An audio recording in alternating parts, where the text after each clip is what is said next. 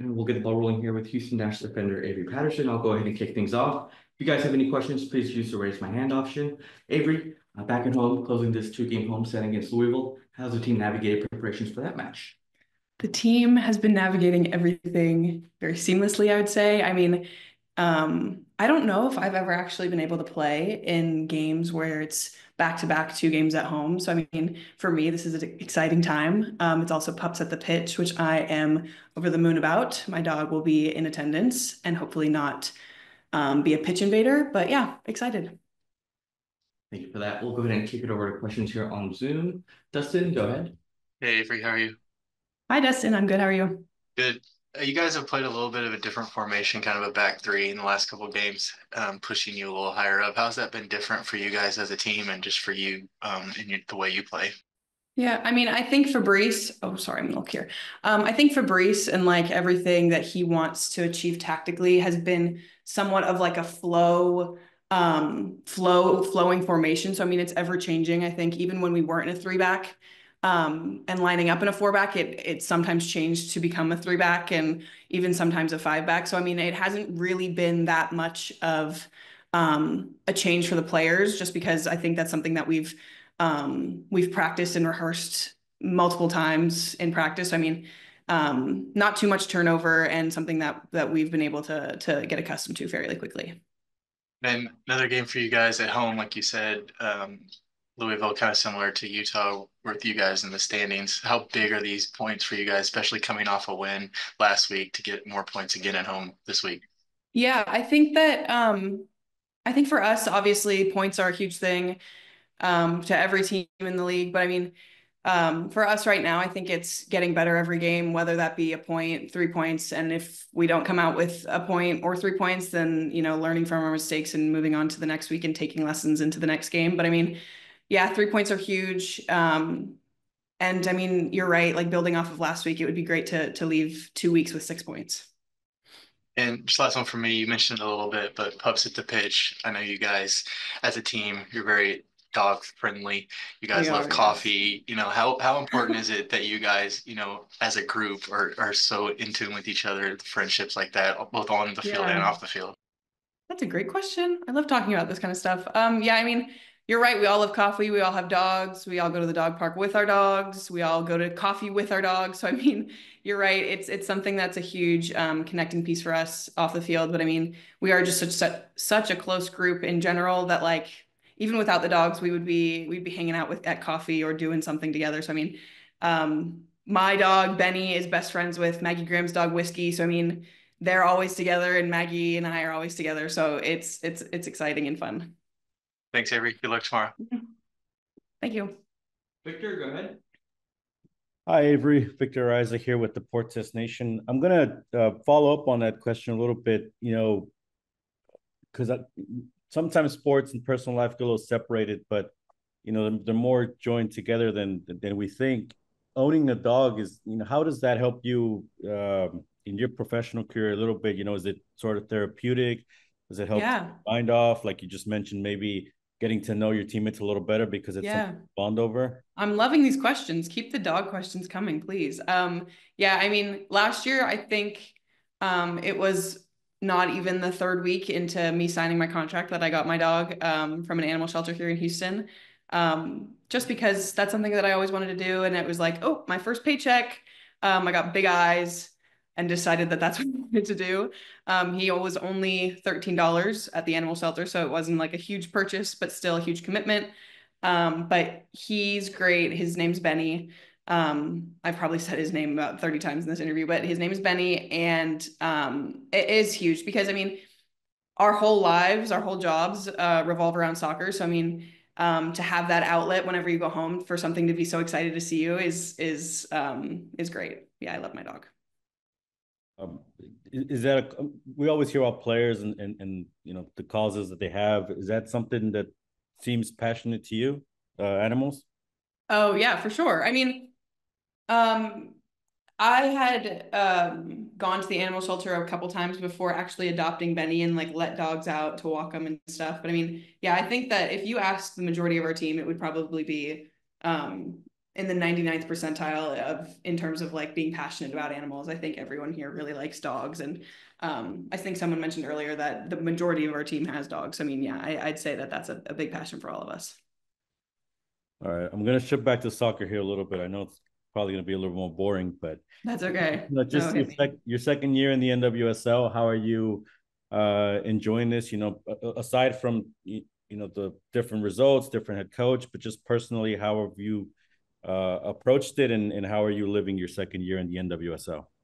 Yeah, I mean, I've had a great time. I mean, I can't speak highly enough about how well this year has been on and off the field. I think the group we have here has been incredible, and Fabrice's tactical mind has been something that I can really appreciate, and I know all the girls appreciate as well. So I mean, in terms of my development, it's where I want to be and like where it's moving in the right direction for me personally. So I mean, getting game minutes as well. I mean, that was like a huge exposure factor for me last year was the transition from college to professional soccer. So I mean, becoming much more accustomed to the speed of play and having your footing early on in games is something that I've carried into my second year. Yeah.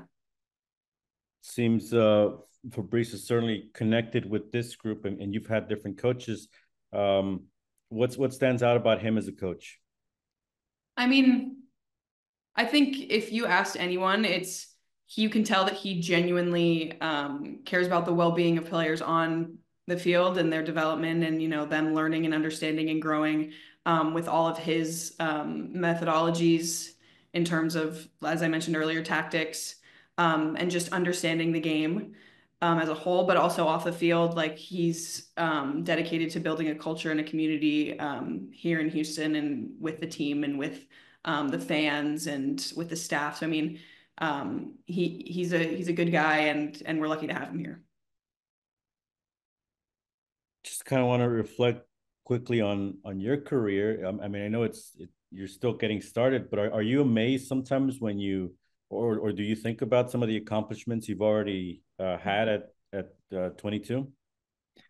Honestly, no. I think that for me, I am just enjoying the journey. As cliche as that sounds, I think it would almost be overwhelming to think about accomplishments as accomplishments rather than stepping stones to get to where I want to be, if that makes sense.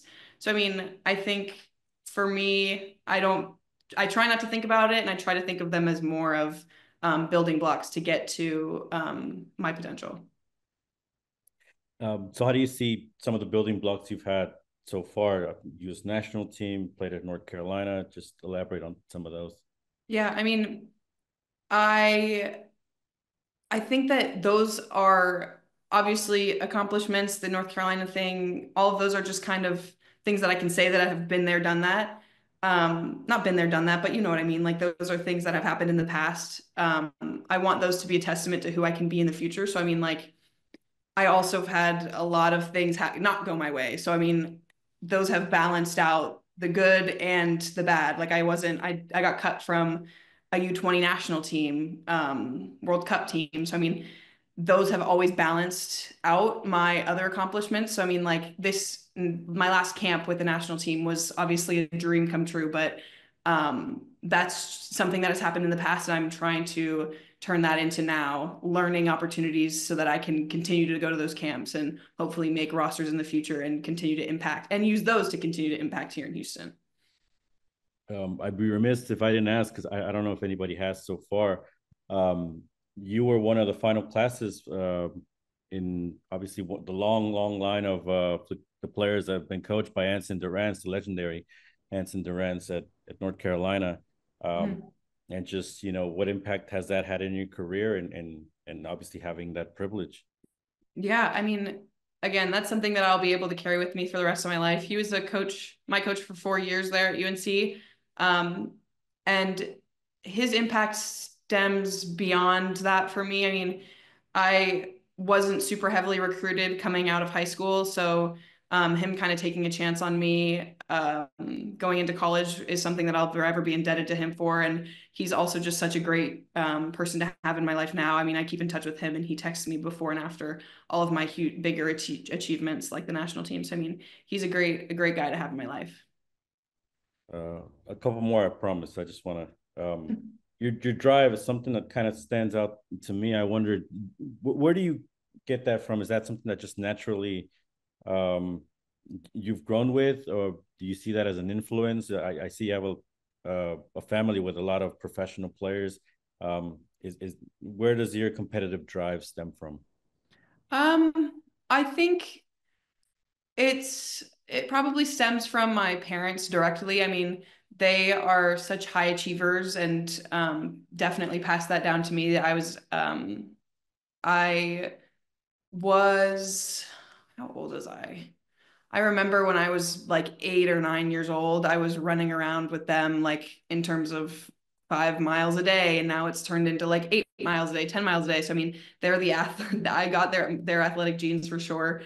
Um, in terms of competitive drive, I would say I have unfortunately had to face a lot of injuries growing up, and that has kind of, I don't want to say forced me to be, but definitely made me grateful for everything that I have and have been able to accomplish. I mean, sitting on the sideline for my first 6 months at North Carolina with an ankle injury was something that, you know, it impacts you in such a negative way at the time, but then makes you come back that much stronger. Again, I'm using so many cliches in this interview, but it really does make you grateful and make you realize to not take any day for granted, and keeps you on edge. So, I mean, I think that in combination with my parents' athleticism and some of my unfortunate injuries would be the reason for my competitiveness in general. Yeah. And then just last one, Houston, big Hispanic city. I wonder how much you've been able to connect with the Hispanic culture. I know you obviously have some Hispanic teammates, but just as far as getting around the city, I don't know, food activities, just wanted to Yeah. curiosity ask you about I Hispanic mean, Houston. my hometown is Jacksonville, Florida. And I grew up going to, you know, quote unquote Tex-Mex restaurants, but I had not had my eyes opened to those types of cuisines until fully coming to Houston. Um, and it's something that my parents and I do after the day after every game is try a new restaurant here. We went to Escalante's, we went to Hugo's, we've been to where else? I don't know how to pronounce it. I think it's Nympha's last week. So I mean, it's been really fun to try those places out. Yeah. And Edgar's got some good recommendations. You need Okay, Edgar, I'll hold you to that. All right. Thank you, Avery. Good luck tomorrow. Thank you. All right, y'all. Thanks for jumping on. We'll have this and additional items available later today.